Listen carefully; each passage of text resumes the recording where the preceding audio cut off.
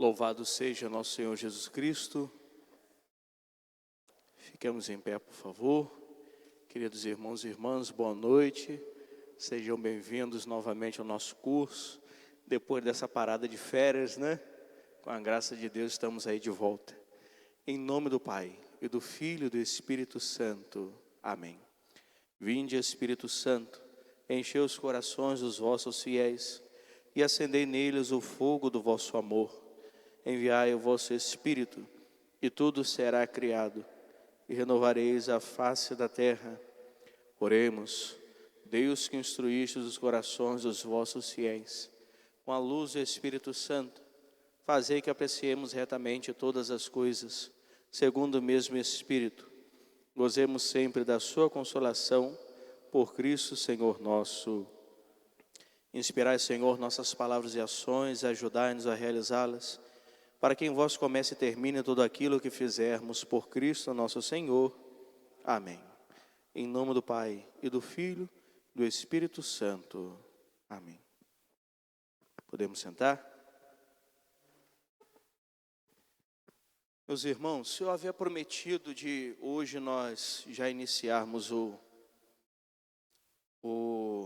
a leitura e apreciação dos textos de São João, mas só antes de entrarmos lá, eu queria fazer aqui com vocês a leitura do terceiro sermão no Natal do Senhor, do Papa São Leão Magno.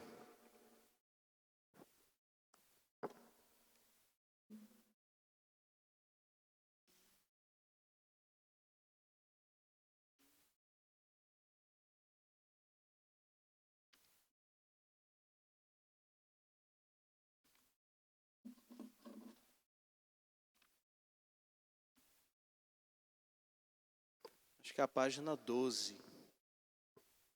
Acho que é a página 12. Terceiro sermão no Natal do Senhor. A homilia de São Leão Magno, né, na solenidade, uma das muitas homilias dele, né, na solenidade do Natal do Senhor. Todos acharam? Está mais para o final da apostila, página 12.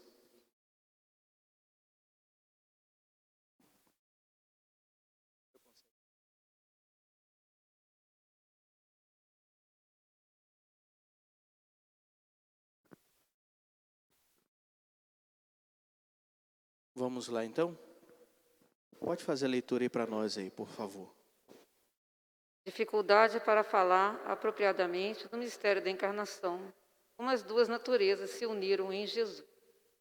Caríssimo, certamente conheceis e frequentemente ouvistes tudo o que diz respeito ao mistério solenemente celebrado hoje. Mas, como essa luz visível é um prazer para os olhos sãos, assim o nascimento do Salvador traz uma alegria eterna aos corações puros, motivo pelo qual nunca devemos esquecê-lo, embora não possais explicá-lo adequadamente. Porque cremos que as palavras, quem relatará a sua geração, se referem não só ao mistério segundo o qual o Filho de Deus é coeterno com o Pai, mas também ao nascimento pelo qual o Verbo se fez carne. Deus, pois, Filho de Deus, igual ao Pai, e tendo do Pai a mesma natureza que o Pai, Criador e Senhor do Universo, todo presente em toda parte e todo excedendo tudo, no curso dos tempos que se ecoam, como Ele mesmo dispôs, escolheu esse dia para nascer da bem-aventurada Virgem Maria, para a salvação do mundo. Assim, agindo, Ele deixou intacta a virgindade de sua mãe, virgindade que, não violada por esse nascimento, não fora profanada pela concepção, a fim que se cumprisse, como diz o evangelista, o que o Senhor tinha dito pelo profeta Isaías. Eis que a Virgem conceberá e dará à luz um filho, e o chamarão com o nome de Emanuel, o que traduzido significa Deus está conosco. Com efeito, por esse admirável nascimento, a Virgem Santa pôs no mundo uma única pessoa, verdadeiramente humana e verdadeiramente divina, porque as duas substâncias não conservaram suas propriedades de tal maneira que se possa fazer nela a distinção de pessoas. Nem se pode dizer que a criatura tenha sido tomada e associada a seu Criador, de tal forma que ele fosse o habitante e ela a habitação, mas de modo que uma natureza se misturasse com a outra. Embora seja uma a recebida e outra a que recebe, a sua diversidade se encontra com tal unidade que é um só e mesmo Filho, que enquanto verdadeiro homem se diz inferior ao Pai, e enquanto verdadeiramente Deus se declara igual ao Pai. Pode continuar. Relação do Filho encarnado com o Pai. Ele lhe é inferior segundo sua humanidade, igual segundo a sua divindade. Caríssimo, essa unidade na qual a criatura está estreitamente unida ao Criador, a cegueira dos arianos não pôde vê-la com os olhos da inteligência, porque não crendo que o Filho único de Deus tenha a mesma glória e é da mesma substância que o Pai, disseram que a divindade do Filho é menor, argumentando daquilo que deveria ser referido à condição de servo. Ora, o próprio Filho de Deus, para mostrar que essa condição não era de uma pessoa distinta ou diferente, diz nessa condição: o Pai é maior do que eu, e na mesma condição, o Pai e eu somos um.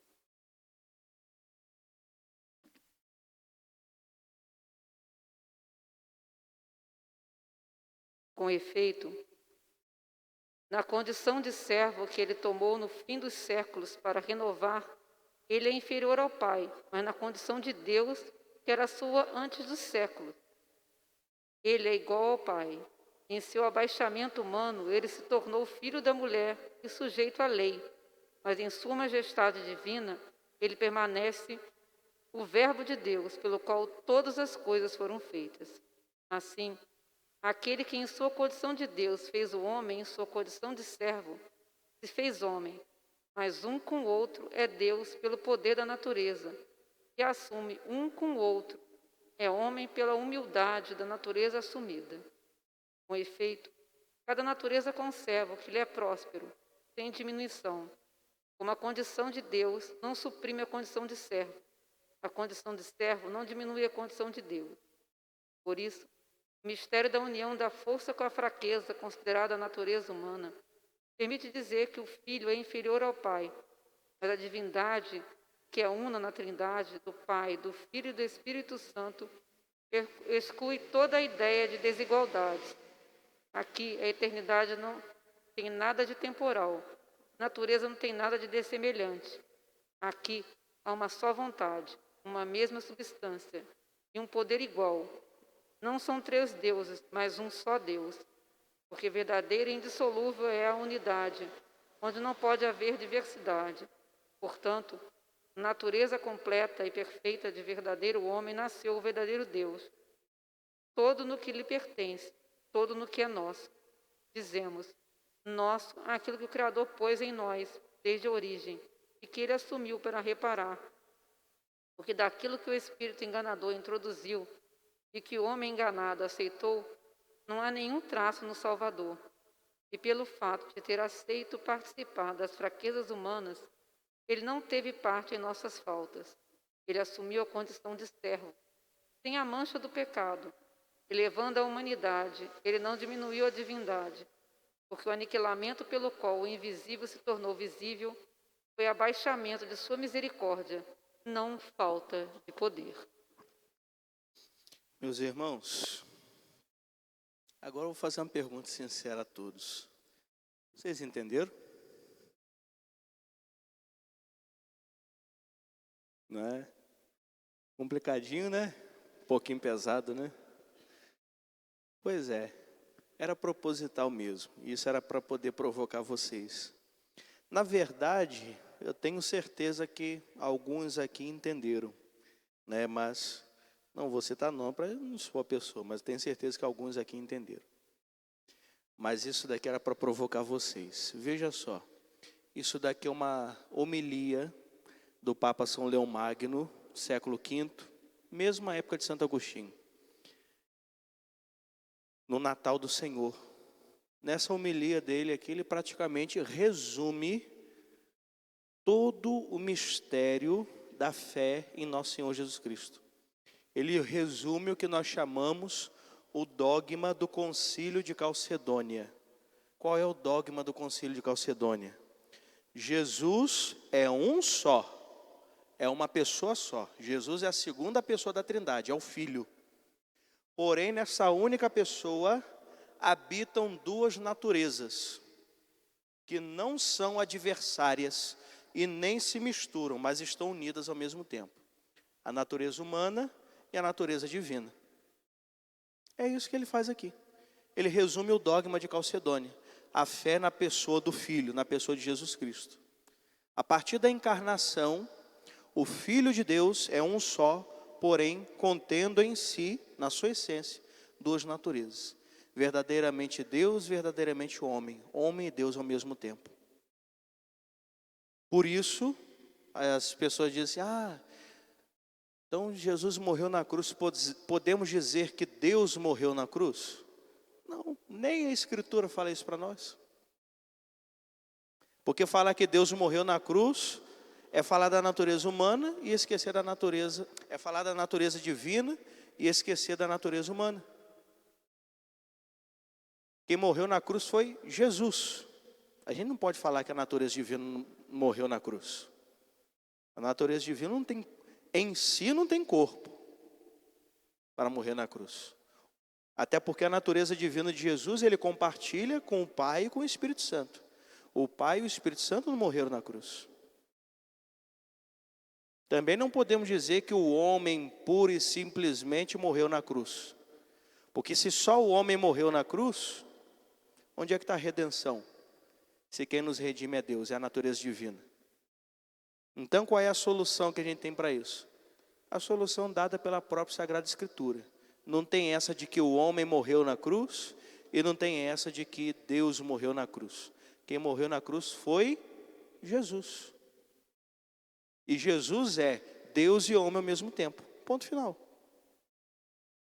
Agora, por que eu trouxe esse texto aqui para vocês?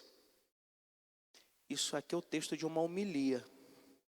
Parece uma aula de teologia, mas é um texto de uma homilia, dito para as pessoas mais inteligentes, como também para os mais simples. Olha que loucura, né? Então, nós lemos isso daqui justamente para provocar vocês. Né? Tem gente que fala assim, mas hoje dar catequese, ou hoje ensinar teologia, né, nas nossas igrejas, é algo que não tem cabimento, é algo impossível. Não tem cabimento por quê? É impossível por quê? Se nos primeiros séculos da igreja, os padres da igreja, Santo Agostinho, São Leão Magno e tantos outros ensinavam teologia e catequese nos seus sermões, nas suas homilias, e o povo todo entendia, desde os mais simples até os mais intelectuais. Para vocês terem ideia, as homilias, para vocês verem como é que era a mentalidade daquela época, é totalmente diferente da mentalidade de hoje. Naquela época, o mundo inteiro respirava a fé cristã. O mundo inteiro respirava Deus. A vida da sociedade girava em torno de Deus. Então, Deus era o centro da vida da sociedade.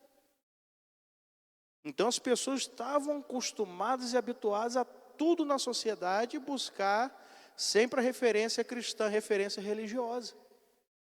Até mesmo as pessoas mais simples. Por isso que eles faziam esses discursos teológicos aqui, as pessoas entendiam. As pessoas sabiam de cor várias passagens e histórias da Sagrada Escritura. Então, quando o bispo, ou o padre, ou o papa citava as passagens da Sagrada Escritura, as pessoas já sabiam. Hoje a gente fala de Adão, de Eva, hoje a gente fala de Noé, a gente fala de Abraão, as pessoas nem sabem quem são. E olha que estão entre os personagens principais da Bíblia. As pessoas não sabem quem são, quem foi Noé, quem foi Abraão. Então, hoje não tem cabimento, hoje é impossível, por quê? Entende? Santo Agostinho, na época dele, as homilias de domingo, as homilias de Santo Agostinho de domingo duravam em média 4 horas. 4 horas. E eram essas homilias nesse nível aqui, de catequese, de teologia, essa coisa assim. E o povo todo entendia, desde os mais simples até os mais intelectuais. E quando ele terminava a homilia, sabe o que as pessoas faziam? Pediam mais. Já acabou? Então, o contexto da época. Por que hoje não é difícil fazer isso daqui? Porque o nosso mundo se mundanizou. Não é porque não seja possível, mas é porque o nosso mundo é pagão. Nosso povo é pagão. Nosso povo que frequenta as nossas igrejas são pagãos. A sociedade não respira mais a fé como respirava naquela época. Entende? Mas ao mesmo tempo, o fato das pessoas mais simples entenderem de coisas tão elevadas do mistério da fé, mostra que tudo não se resume só à capacidade intelectual e à inteligência, mas à vida de fé. As pessoas tinham uma vida de espiritualidade tão profunda e tão arraigadas naquela época, as pessoas mais simples, que mesmo elas, sendo mais simples, entendiam o conteúdo daquilo que os padres e os bispos diziam nos sermões, para mostrar para nós que nem tudo se resume nisso aqui não, tá? Para quem se aprofunda no mistério da fé, até as pessoas mais simples conseguem entender as coisas mais profundas do mistério da teologia. O que nos mostra que a teologia se faz de joelhos. E eu vou dar um exemplo aqui. Experiência pessoal. Eu seminarista ainda, fazendo pastoral na paróquia Nossa Senhora de Fátima, em Campos. Aí o coordenador dos ministros da Eucaristia pediu para que eu fizesse ali uma pregação, um retiro de um dia, falando sobre a espiritualidade de Semana Santa. Aí eu não sei se foram 2 ou 3 pregações que eu fiz. Uma dessas pregações era sobre aquele mistério de Maria, o discípulo amado, aos pés da cruz.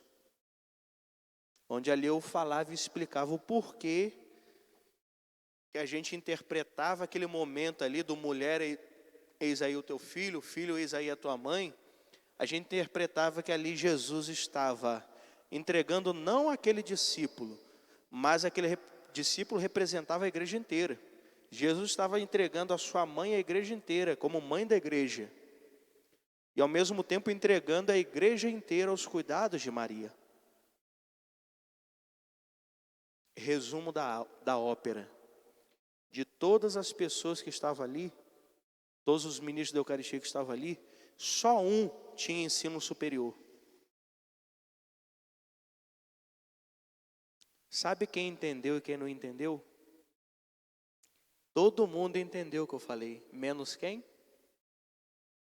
Aquele que tinha ensino superior, aquele que tinha feito faculdade. Foi o único que não entendeu o que eu falei. E eu tenho certeza disso porque depois eu fiz perguntas às pessoas para testar se elas tinham entendido ou não. E todas entenderam. Inclusive quem me ajudou a fazer, aquele ministro que tinha faculdade, entendeu o que eu estava falando, foi justamente o coordenador dos ministros, que só tinha um ensino fundamental, não tinha ensino médio. Então nem tudo isso aqui não. É muito mais a fé vivida e praticada. Porque o que nós estamos a falar são os mistérios da fé. Na teologia nós aprendemos os mistérios da fé.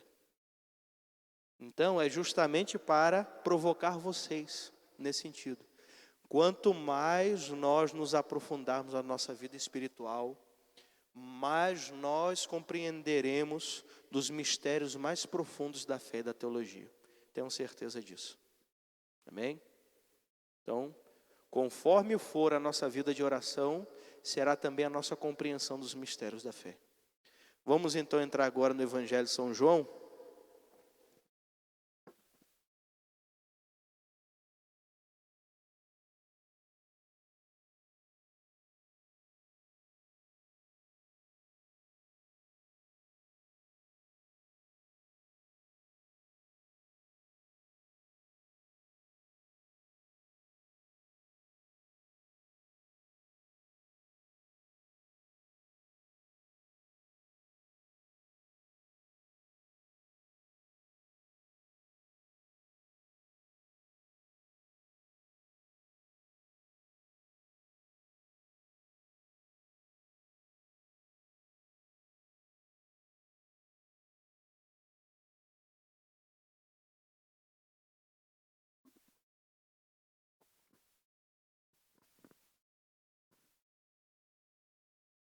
Todos abriram aí? Página 1842.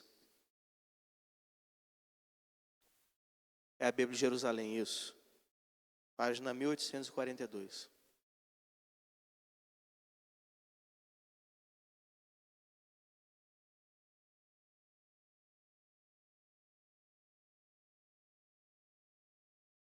Perdão?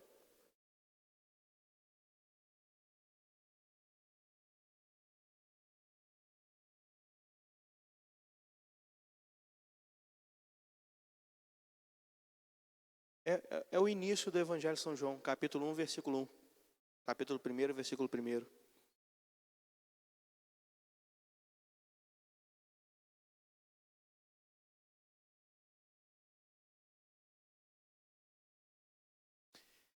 Só antes de nós iniciarmos a leitura, vocês lembram que nós tínhamos dito lá no início, nas nossas primeiras aulas, que o chamado prólogo de São João, que é o capítulo 1, nesses primeiros versículos aqui, não é? O prólogo de São João foi um acréscimo tardio, né? O evangelho, na verdade, inicialmente, né, originalmente ele se iniciaria no versículo 19. Mas como os hereges gnósticos, né, aqueles que pregavam que a salvação vinha pelo conhecimento e não pela morte e ressurreição de Cristo na cruz, e eles até negavam que Jesus tivesse assumido a nossa natureza humana, né? Como os hereges gnósticos, ao lerem o Evangelho de São João, começaram a usar o próprio Evangelho de São João a seu favor. Provavelmente algum discípulo de São João depois pegou o original do Evangelho e fez esse acréscimo do prólogo de São João, né, reconhecendo logo de cara a divindade de Jesus Cristo. Jesus é o Verbo eterno do Pai, que está unido ao Pai desde toda a eternidade, e que já no ato da criação do universo já estava lá presente. Jesus já estava presente no ato da criação do universo, porque ele é eterno, igual ao Pai, ele é Deus, junto com o Pai. Então aí a gente vê, logo de cara na introdução, você já ia afirmando assim, né? Então os exegetas hoje, nenhum deles tem dúvida de que esse prólogo de São João é um acréscimo tardio, né? Prólogo poderíamos dizer aqui que seria uma espécie de introdução, né? Andréia, pode começar a leitura aí para nós, por favor? No princípio era o Verbo, e o Verbo estava com Deus, e o Verbo era Deus. No princípio ele estava com Deus. Tudo foi feito por meio dele, e sem ele nada foi feito. Foi feito nele era a vida, e a vida era a luz dos homens, e a luz brilha nas trevas, mas as trevas não a apreenderam. Houve um homem enviado por Deus, seu nome era João. Este veio como testemunha para dar testemunho da luz, a fim de que todos crescem no meio dele. Ele não era a luz, mas veio para dar testemunho da luz. Ele era a luz verdadeira, que ilumina todo homem. Ele vinha ao mundo. Ele estava no mundo, e o mundo foi feito por meio dele, mas o mundo não o reconheceu. Veio para o que era seu, e os seus não o receberam. Mas a todos que o receberam, deu o poder de se tornarem filhos de Deus, aos que creem em seu nome. Eles não foram gerados nem do sangue, nem de uma vontade da carne, nem de uma vontade do homem, mas de Deus. E o Verbo se fez carne e habitou entre nós. E nós vimos a sua glória, glória que ele tem junto ao Pai como Filho único, cheio de graça e de verdade. João dá testemunho dele e clama: Este é aquele de quem eu disse: o que vem depois de mim passou adiante de mim o que existia antes de mim. Pois de sua plenitude todos nós recebemos graça por graça, porque a lei foi dada por meio de Moisés. A graça e a verdade vieram por Jesus Cristo. Ninguém jamais viu a Deus, o Filho unigênito, que está no seio do Pai. Este o deu a conhecer. Perfeito. A riqueza desse prólogo de São João é enorme. Existem teses de doutorado inteiras só em cima do prólogo de São João, de tanta riqueza que nós vemos aqui. Então vamos lá. Já inicia logo de cara, né? No princípio era o Verbo. Ou seja, aqui o autor sagrado ele está fazendo um jogo de palavras com a criação do universo. Quem está lá em Gênesis 1?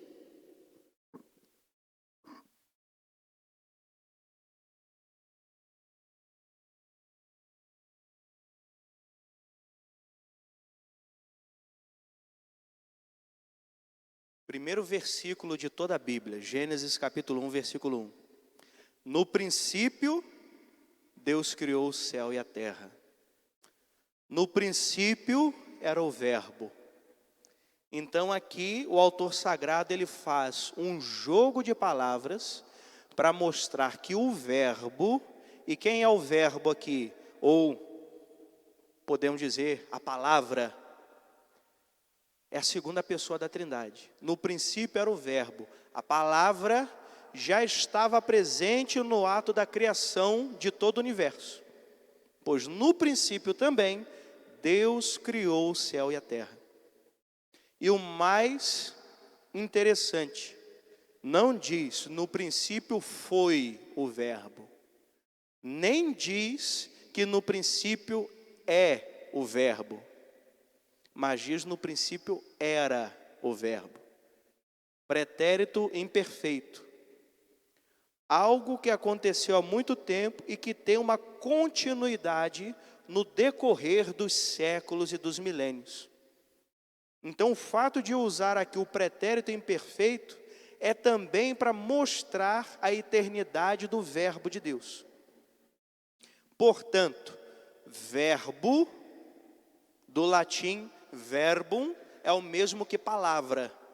Então dizer aqui verbo e dizer aqui palavra é o mesmo que dizer o Filho, a segunda pessoa da Trindade. Mas por que ele interpreta aqui o Filho como palavra? É só vocês olharem para o teto da igreja. Qual é a palavra que está lá em cima?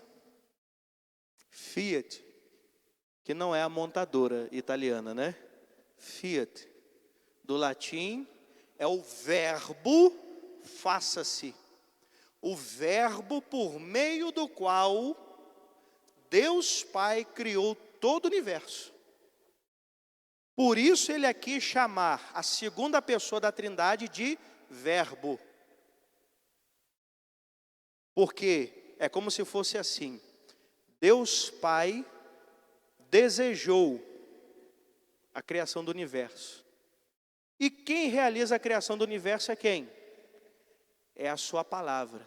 Ele diz o verbo faça-se e tudo se faz. Como assim uma mera palavra tem o poder de criar todas as coisas? Quer dizer então que essa palavra que sai da boca do Pai é Deus também, junto com o Pai. Que palavra é essa então? O Filho.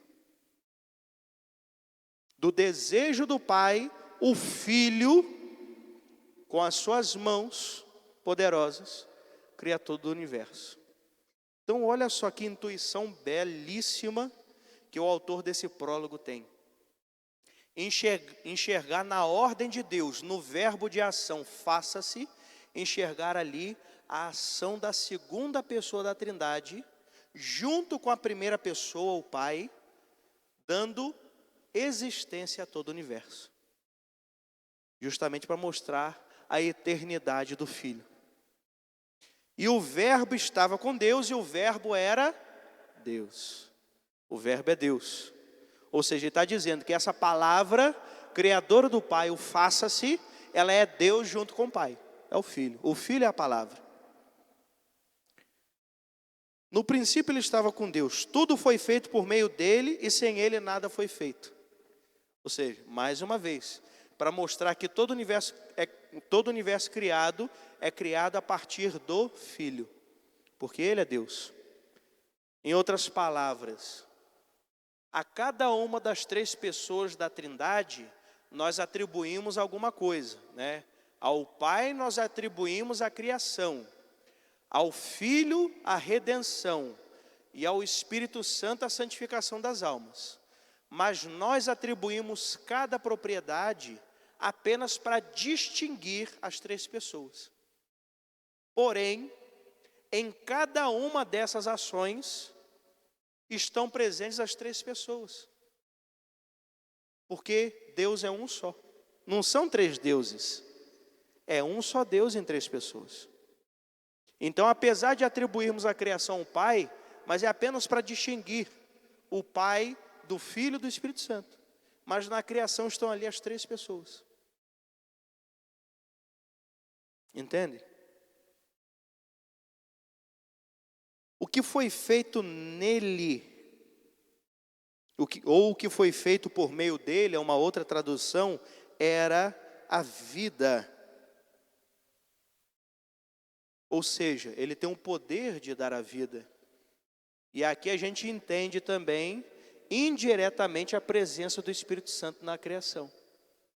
Porque o Espírito, do hebraico ruach, quer dizer sopro, sopro de vida. Assim como o sopro nas narinas de Adão. Assim também a vida é transmitida às criaturas. Todas as criaturas têm dentro de si uma fagulhazinha, uma centelhazinha do Espírito de Deus. Por isso os padres da igreja, desde Santo Irineu de Leão, no século II, entenderem o ser humano, principalmente, e os outros seres vivos, de certa forma, como que tendo uma presença do Espírito de Deus neles. Pois é a presença do Espírito que dá vida aos corpos dos seres vivos. E entenderem a morte como o quê? Como o afastamento dessa presença do Espírito de Deus daqueles corpos. Qual é o conceito teológico de morte? É a separação do corpo da alma. Ou melhor, a separação da alma do corpo. A partir do momento esse é o conceito teológico de morte, da morte terrena. A partir do momento em que a alma saiu do corpo, aquele corpo não tem vida mais. E como a presença do Espírito de Deus se manifesta na alma, né, e é o Espírito de Deus que dá vida, também podemos entender isso. Com a saída da alma do corpo, sai também o Espírito de Deus, que é quem tem o poder de unir a alma ao corpo, para que o corpo tenha vida, tenha movimento. Até aqui está claro, gente? Tem certeza? Pelo amor de Deus, hein? Se não tiver certeza, pode perguntar, não fique com vergonha não. Podemos continuar?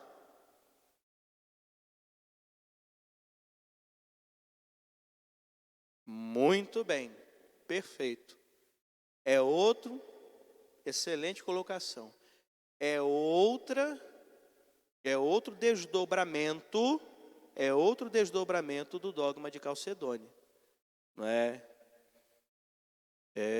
Maria gera Jesus na humanidade.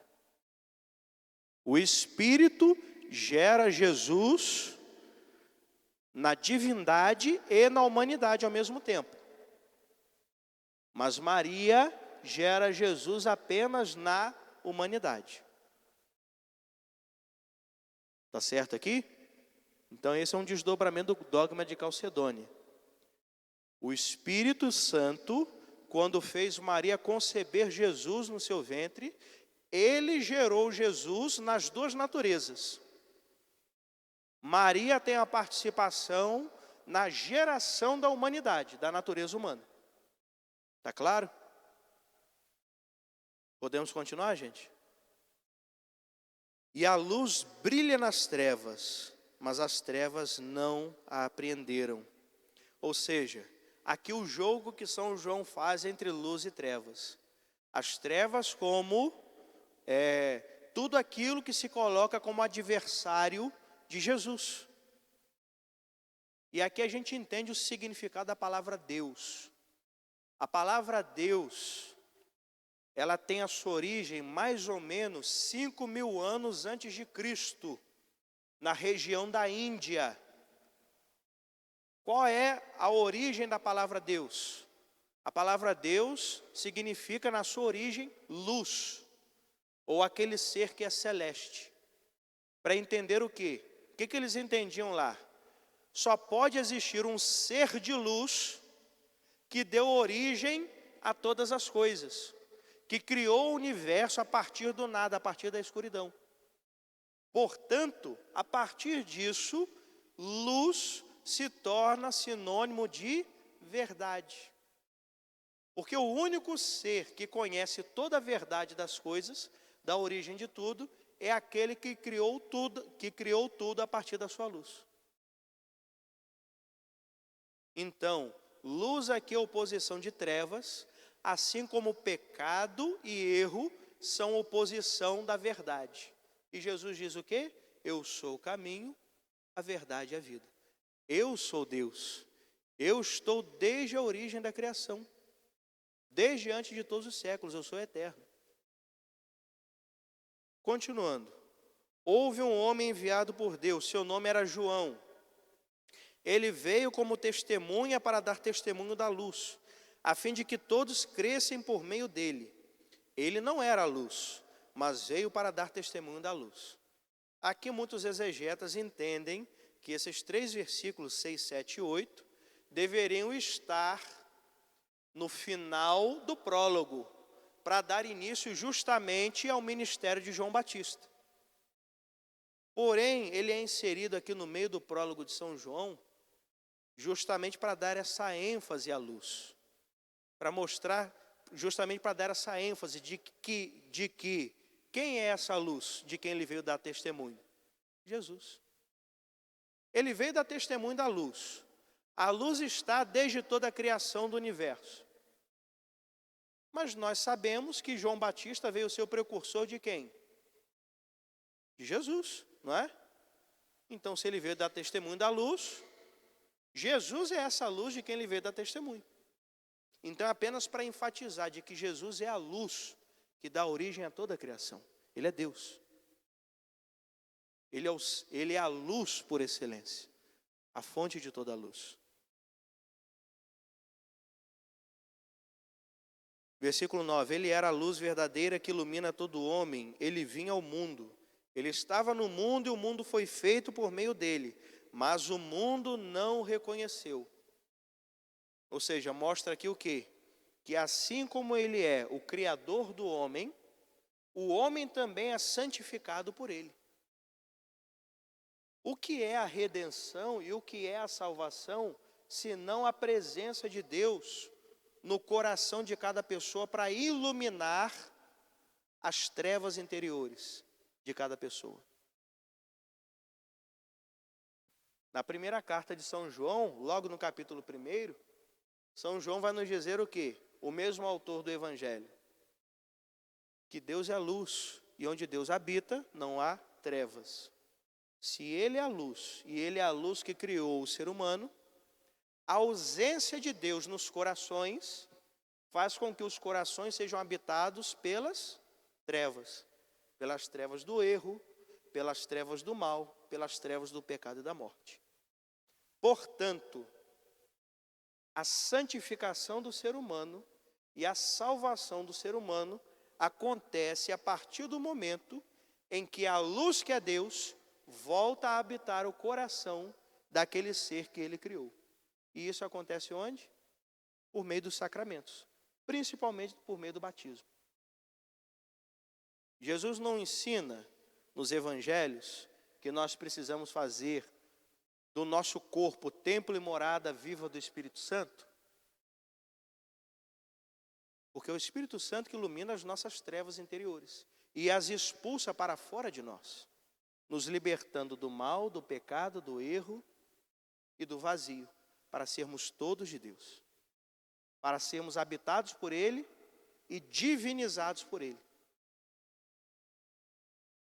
Portanto, ser salvo é ser divinizado por Deus, é nos tornarmos imagem e semelhança.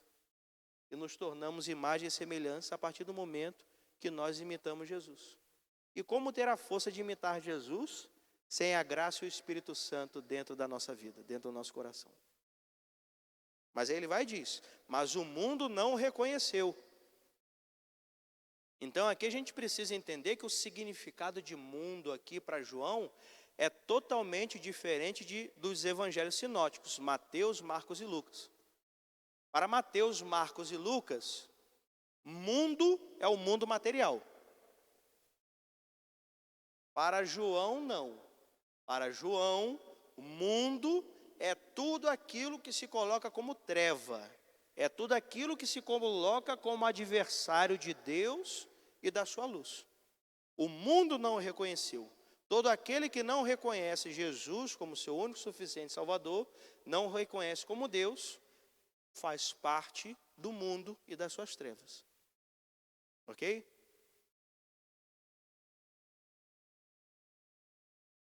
Isso. Mundo aqui é tudo aquilo que se coloca como adversário de Deus.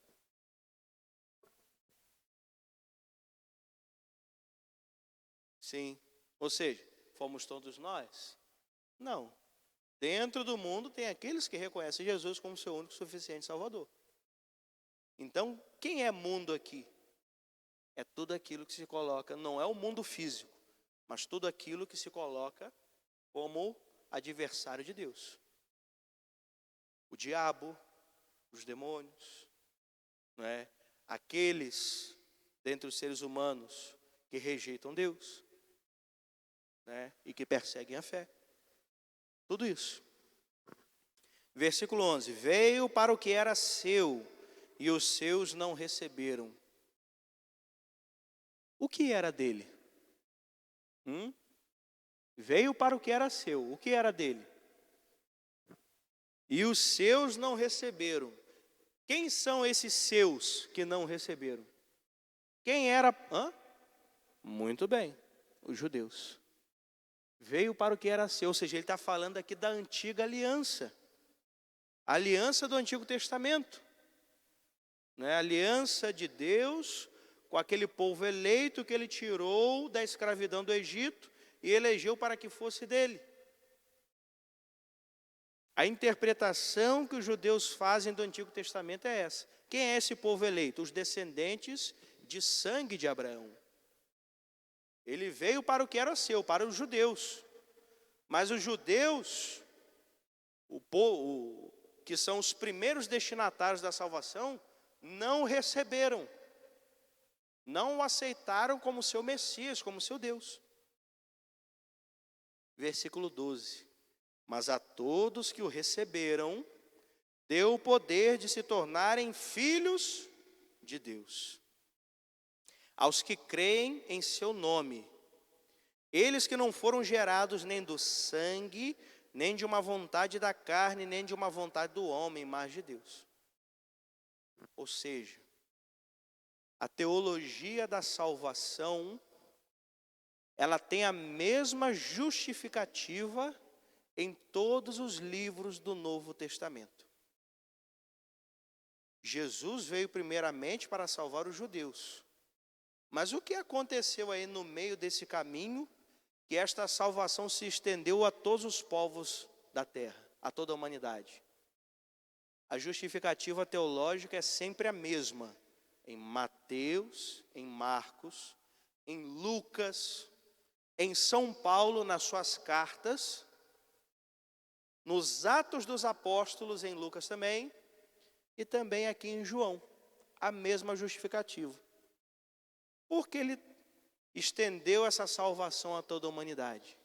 Porque os seus não o acolheram. Em contrapartida, o evangelho da salvação teve maior acolhida entre os pagãos. Isso nós vemos no próprio Jesus, aconteceu com o próprio Jesus. Não vamos ler aqui porque a gente não tem tempo, mas olha lá, né, no Evangelho de São Mateus, capítulo 15, versículos de 21 a 28. Jesus estava indo para um determinado destino. No meio do caminho ele passa por uma região pagã, a região de Tiro e Sidônia. E ali ele se encontra com uma mulher cirofenícia, chamada também de mulher cananeia, uma mulher pagã, que chega para ele e implora a cura da sua filha. Jesus vai e diz o que para ela? Eu vim para as ovelhas perdidas da casa de Israel. Ou seja, eu vim para salvar os judeus, não vocês. Jesus foi duro com aquela mulher? Não. Ele apenas segue a mesma pedagogia do Deus do Antigo Testamento. O Deus do Antigo Testamento faz o quê? Adão, onde é que você está? Quer ouvir de Adão a fé. Judeus, onde é que vocês estão? Ou melhor, judeus não, hebreus. Hebreus, onde é que vocês estão? E aí os hebreus começam a gritar lá no Egito, implorando a salvação porque estavam sofrendo como escravos nas mãos do faraó. Deus quer ouvir do povo a resposta de fé. Então ele não está aqui rejeitando a mulher. Ele está aqui forçando para que a mulher responda a ele com fé, crendo que ele é Deus, crendo que ele é o Messias. Eu vim para as ovelhas perdidas da casa de Israel. E aí ela insiste. E aí Jesus vai e diz o que? E aí ela vai e responde o que a Jesus? Ela se ajoelha. Ajoelhar é um ato de quê, gente? Só se ajoelha diante de quem? De Deus. É um ato de adoração. Ela fez o que nem os judeus fizeram. E nem os discípulos de Jesus haviam feito ainda. Aquela mulher fez. Ela se ajoelha diante dele, reconhecendo naquele homem a divindade. E diz o quê? De fato, Senhor, não é bom, né? E Jesus vai e diz, né? Não é bom que dê de comer aos filhos para dar de comer aos cachorrinhos. Porque os judeus chamavam os pagãos de cães. Porque eles eram malditos e não mereciam a salvação. E ela vai e diz o quê? Sim, Senhor, o Senhor tem toda a razão. Mas os cachorrinhos comem as migalhas que caem da mesa de seus donos. Ela falando aquilo e ajoelhando diante dele, ela ali faz o seu assentimento de fé, reconhecendo que ele é Deus, só ele tem o poder de curar sua filha. E ali então, ele cura aquela menina. E ele está tão desejoso de curar aquela menina, pela manifestação de fé daquela mulher pagã, que ele cura à distância. Só pelo poder da sua palavra. Ou seja, aqui nós já vemos Jesus, não é, abrindo o leque da salvação para os pagãos também. Deu para entender, gente? E aqui ele vai e diz, ó, ele é enfático aqui, né, no versículo 13, gerados nem do sangue nem da vontade da carne, ou seja, ele está aqui contrapondo os judeus, que eram os destinatários da salvação no Antigo Testamento, por serem descendentes de sangue, descendentes de carne de Abraão, que foi o primeiro destinatário da salvação de Deus no Antigo Testamento. Gerados não da carne nem do sangue, mas gerados como filhos de Deus pela fé. Todos aqueles que são salvos em Cristo Jesus, mesmo os judeus, que são salvos e redimidos hoje, são gerados como filhos de Deus, não na carne e no sangue, mas na fé. Porque a obra de Cristo sobrepõe, a salvação de Cristo sobrepõe a salvação pela lei no Antigo Testamento, dada a Abraão e a Moisés. ela como que engole a salvação dos judeus no Antigo Testamento. Versículo 14. Esse versículo aqui foi fundamental em toda a história da igreja para defender a divindade de nosso Senhor Jesus Cristo. E o verbo fez o quê? Se fez carne. Se fez carne, se fez ser humano igual a nós. E o verbo se fez carne e habitou entre nós. E nós vimos a sua glória. Glória que ele tem junto de quem? Do Pai. Se ele tem a mesma glória do Pai, quer dizer que ele não é um Deus diferente do Pai. Quer dizer que ele não é um Deus inferior ao Pai.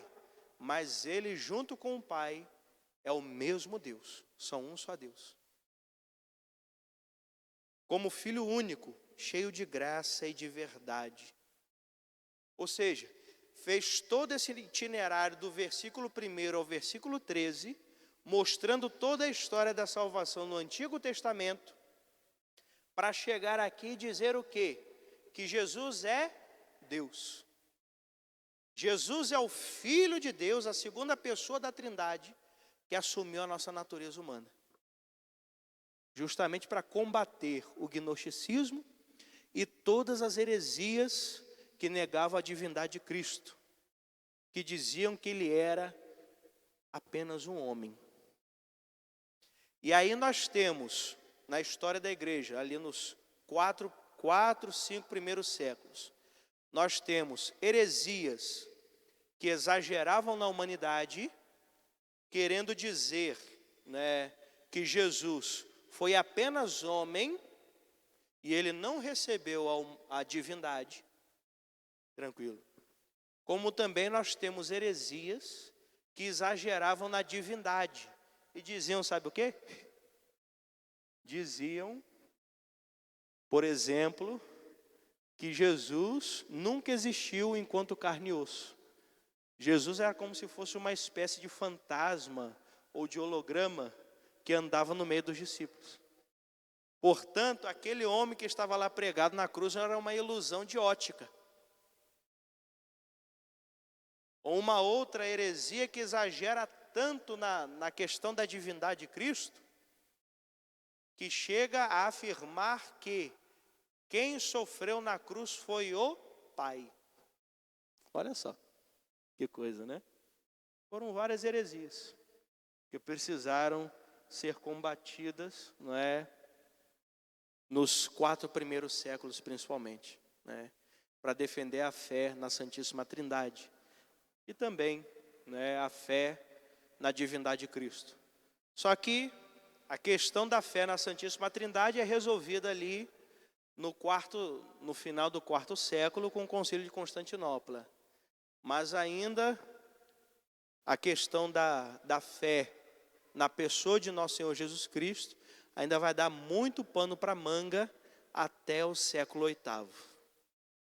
Nessa questão de entender que em Jesus habita a natureza humana e divina, numa só pessoa. Então, isso daí deu pano para manga ainda por mais 4 séculos. Quando tudo se resolve definitivamente, lá no século IX, com o 4º Concílio de Constantinopla. Mas vamos lá. E aqui, para a gente fechar, versículo 16. Pois de sua plenitude, todos nós recebemos graça por graça. Da plenitude de Cristo. Plenitude quer dizer o quê? A manifestação total da sua glória e da sua majestade. Onde acontece a plenitude de Cristo? Não, mais um pouquinho à frente. Onde acontece a plenitude de Cristo? Quase, pouquinho depois. Na ressurreição. Porque a partir da ressurreição, ele põe para fora toda a sua majestade e glória que estava escondida dentro do seu corpo. não é? Tanto que os discípulos, ao verem o ressuscitado pela primeira vez, não o reconhecem logo de cara. Por quê? Porque a partir da ressurreição, o seu corpo se torna transfigurado, resplandecente, esplendoroso. O seu corpo de ressuscitado já não está mais subordinado às condições de tempo e de espaço. Quer ver um exemplo? Nas aparições de Jesus aos discípulos. Os discípulos estavam onde? Trancafiados dentro do cenáculo por medo dos judeus que queriam matá-los, acusando-os de terem roubado o corpo de Jesus no túmulo. A porta estava o quê? Fechada. E aí o que todos os autores dos 4 evangelhos dizem? Estando a porta fechada, Jesus entrou, apareceu no meio deles. E aqui a tradução correta seria manifestou-se no meio deles. Quer dizer o quê? Jesus simplesmente atravessou a porta. O seu corpo de ressuscitado já não está mais submetido, subordinado às condições de tempo e de espaço, às condições da matéria. Sim. Exatamente. Muito bem, muito bem, muito bem. Dando pistas, isso daí.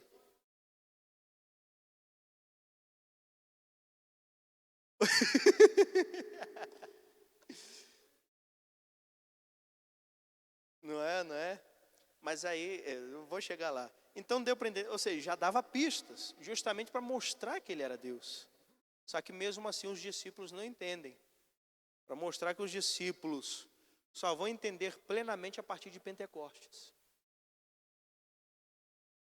É necessário que o Espírito Santo seja doado. Porque a Jesus atribui-se a redenção, mas é somente ao Filho que se atribui, a Jesus se atribui a redenção, mas é somente ao Espírito que se atribui a santificação. É Ele quem habita os corações dos homens, para tornar os homens santos, pela ação da sua graça, e ensinar todos os homens a verdade.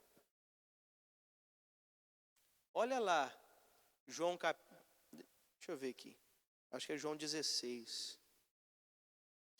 João 16, versículo, que são os discursos de revelação, né?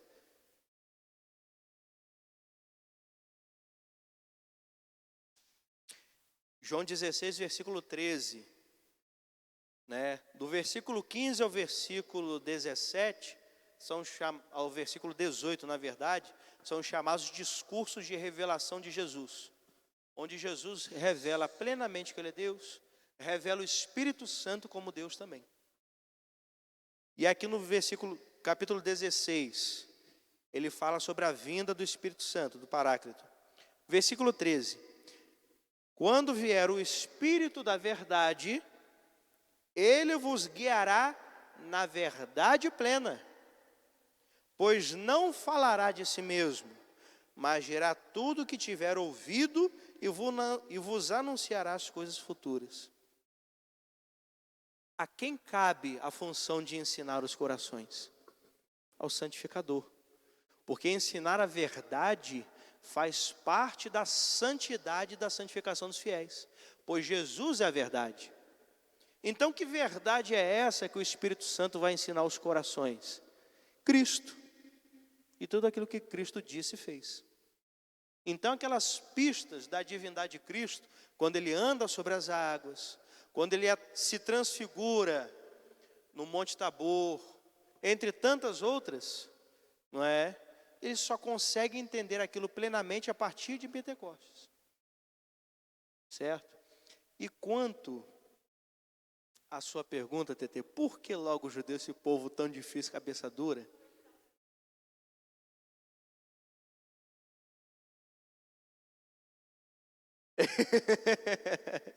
Não é?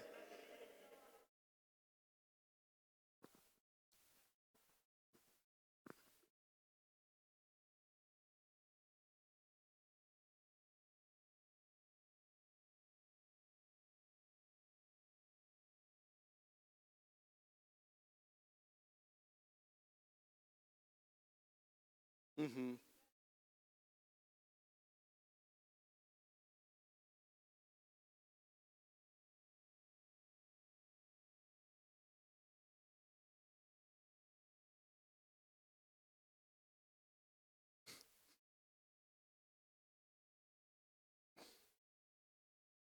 É, exatamente.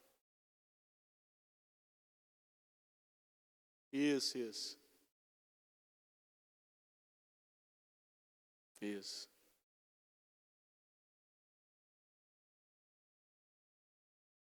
Sim. Não, mas o Luizão falou no sentido de que para muitos judeus, Jesus nem profeta foi, entende? Jesus está lá mesmo no pó da terra, entendeu? Isso.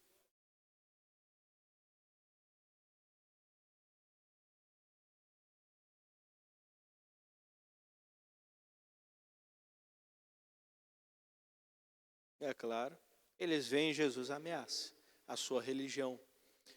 Assim, não tem como a gente afirmar, mas o que muitos acreditam hoje é o seguinte: na época ali do Êxodo, tudo, quando Deus elege aquele povo, desde quando ele elege a partir de Abraão, o que muitos historiadores chegam à conclusão é que de todos os povos da antiguidade, não é nem isso que eu vou falar não, outra coisa. De todos os povos da antiguidade,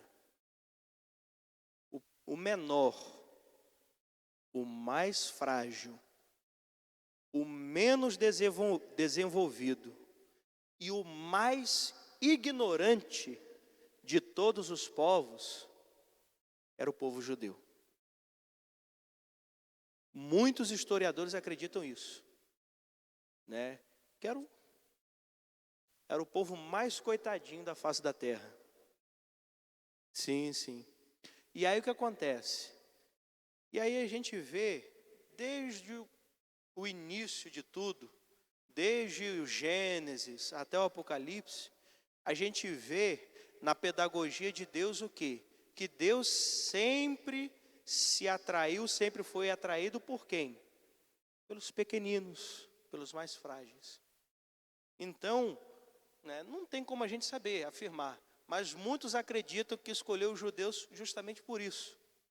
Por Deus, em razão de sua misericórdia, sempre se sentir atraído pelos menores, pelos mais frágeis, pelos mais pequeninos. Exatamente.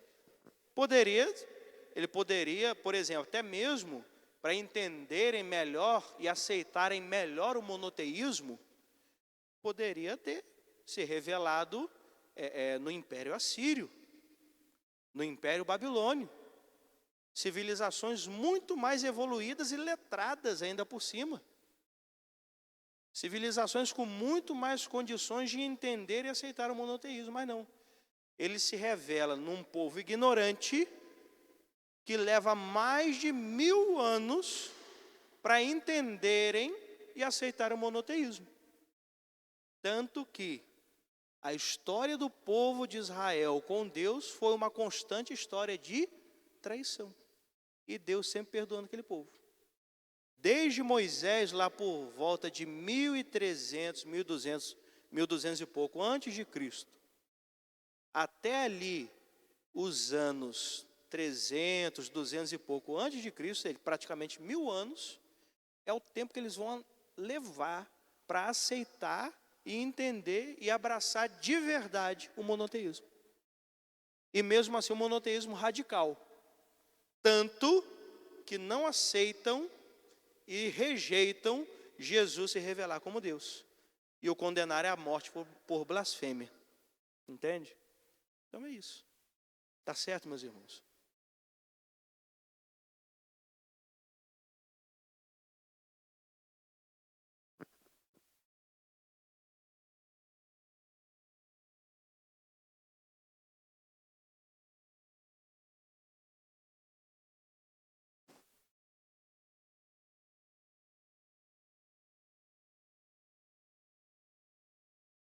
Exatamente.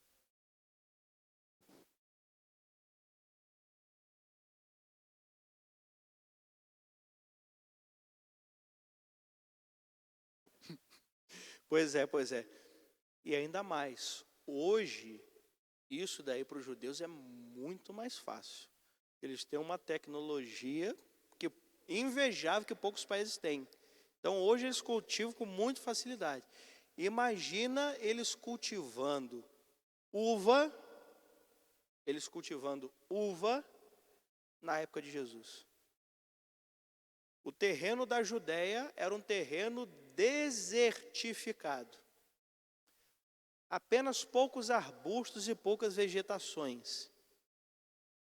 E ainda por cima um terreno cheio de pedra. Então era um trabalho do cão.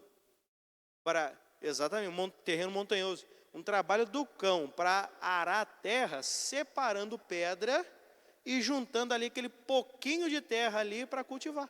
Olha só. Cultivar no sacrifício, na dor mesmo. E ainda por cima pastorear rebanhos no deserto. E aí tinha que rezar para ter sempre vegetação. Por isso os pastores eram seminômades, né? A vegetação aqui era pouquinho, durava pouco tempo. Ficar aqui 2, 3 meses, depois tinha que migrar para outro canto, que estava um pouquinho mais verde, e por aí vai. Esse era o terreno da Judéia. Enquanto a Samaria, que está ali, o antigo reino do norte, que se perdeu e abandonou a fé no Deus vivo e verdadeiro, um terreno totalmente fértil.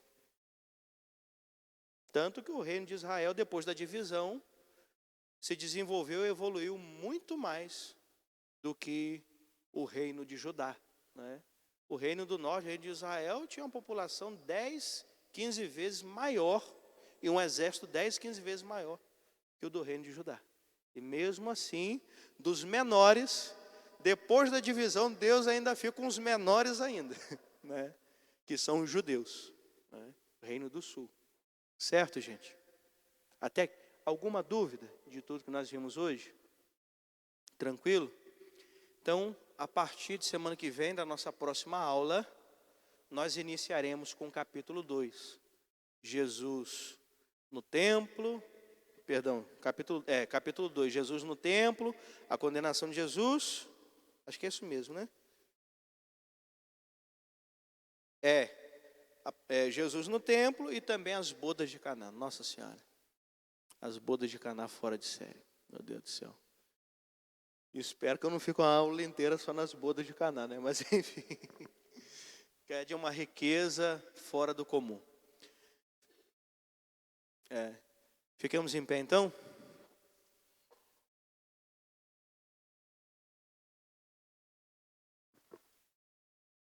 Senhor esteja convosco. Pela intercessão de São João Evangelista, abençoe-vos o Deus Todo-Poderoso, Pai, Filho e Espírito Santo. Amém. A alegria do Senhor seja a vossa força, ide em paz e o Senhor vos acompanhe, graças a Deus. Queria falar agora um minutinho só com a doutora Cláudia e o doutor Jair, pode ser?